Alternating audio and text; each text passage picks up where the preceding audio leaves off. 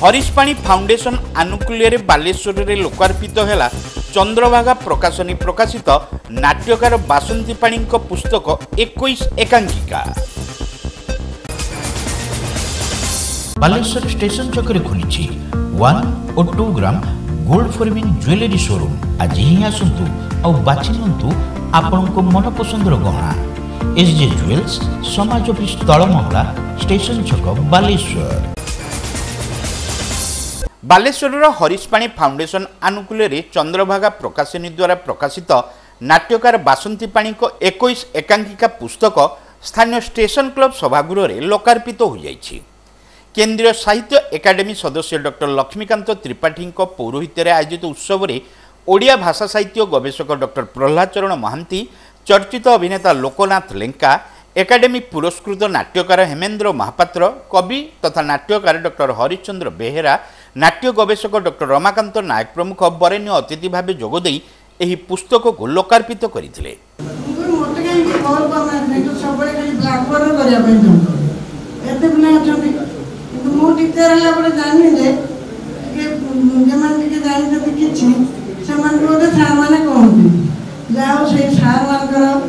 आशीर्वाद मुझे लिखापी भी सक्षम होती गीत कविता रचना रचना क्लास पढ़े सार जापारे प्रकृतर भविष्य लिखी बोली मोर से प्रथम लेखा को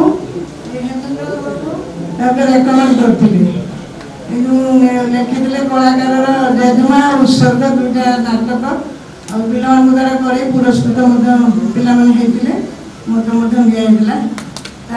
जो साइंस एग्जिबिशन क्या हुए आम सब पार्टिसिपेट करूँ आम स्कूल पिला स्टेट लेवल को सिलेक्ट होते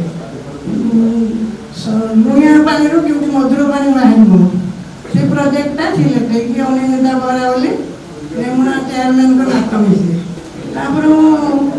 भावी कविता गुड़ा बस लिखी मत से कादम्बरी पुरस्कार गोटे मिलता 2000 डॉक्टर कारगिल युद्ध बेले से कादम्बरी बाहर द्वितीय वर्ष बाहर जो गोबरघाटार जो झड़टा होता बाहर तृतीय वर्ष पत्र विषय गोटे लिखी बाहर जहाँ ईश्वर दयार मुझे सुधा 70-75 कविता लिखी संकलन है नाटक गुड़िक लिखी मोर उद्देश्य था पिला तो बढ़िया करती जदि छोट छोट नाटक से अभिनय कर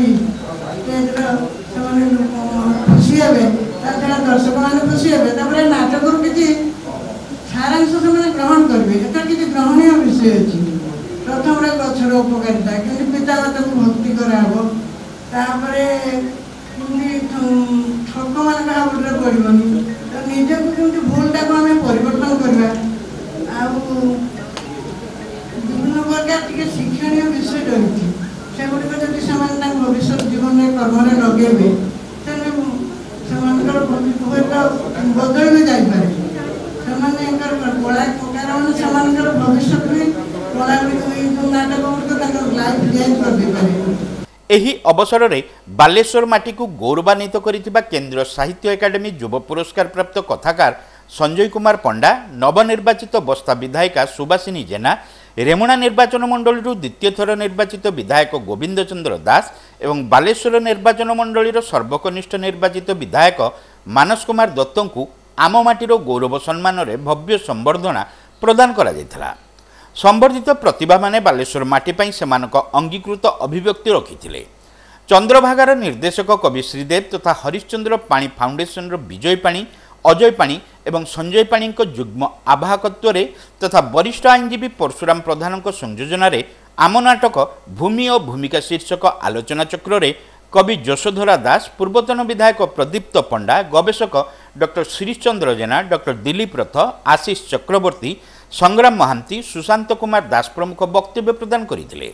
शेष में स्वर्गत हरिश्चंद्र पाणी कनिष्ठ पुत्र संजय पाणी उपस्थित अतिथि, विधायक एवं नाट्यप्रेमी सारस्वत अनुग्राही मानक कृतज्ञता जणाइथिले। नाट्यकार बासंती पाणी परिवार अन्य मानक सह प्रियंका पाणी कार्यक्रम परिचालना करथिले। बालेश्वर सर्वबृहत कंप्यूटर शोरूम जीवन कंप्यूटर एवं फकीरमन गोले ठारे आज ही आसतु जीवन कंप्यूटर फकीरमन गोले बालेश्वर। बालेश्वर सहरवासी भल खबर शॉप एंड सेव उपर महलारे खुली बालेश्वर प्रथम फूड कोर्ट फुर्सी शॉप एंड सेव उपर महला हीरो शोरूम पाख विवेकानंद मार्ग बालेश्वर। पाइप किनिबा पूर्वरु पाइप रो पारिबा पणिया उपरे प्रत्येक प्रश्नर उत्तर आमे दबु। पानीर प्रखर जेते तीव्र हो अबा पानीर शिखर जेते उच्च हो एमके प्लास्ट कंपनी रे निर्मित एमकेपी ब्रांड रो सुदृढ़ एवं दीर्घस्थायी पीवीसी एंड एचडीपीई पाइप्स सर्वदा नंबर 1। सर्वनिम्न मूल्य रे सर्वोत्तम पाइप किनिबा पई जोगाजोग करंतु। MK Plast private limited, Ramdaspur industrial estate, Godisahi, Cuttack district. Pin 754006। Call करंतु 8637278439 किबा ईमेल करंतु admin@mkplast.in।